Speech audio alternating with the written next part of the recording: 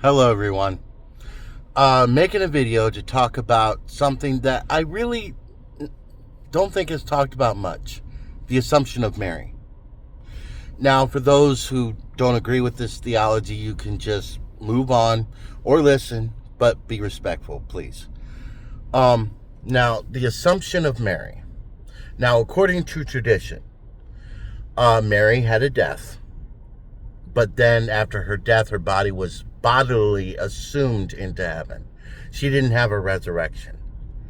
Now, my question about this is why? Because think of it. Mary was sinless. And as we all know from Genesis, Adam and Eve brought death into the world. Death is the consequence of sin. Okay? Like, it's just a fact of life. Now, but Mary was sinless. She could have technically lived all the way up to today and not died because she didn't have sin on her soul. Otherwise, she wouldn't have been worthy to carry the Son of God in her womb. She couldn't have the stain of sin. So, since she was sinless, like her son, why did she die if death is a consequence of sin?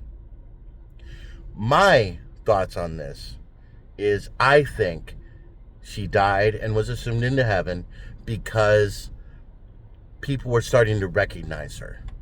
I believe people were starting to recognize her importance. Like, this woman was the mother of the Son of God. I mean, I think people were starting to see her importance. And Mary did not want glory or fame or anything like that. She wanted it all the focus to be on her son, not on her. That's not what she wanted. She didn't want the fame. She wanted it all to be given to our Lord.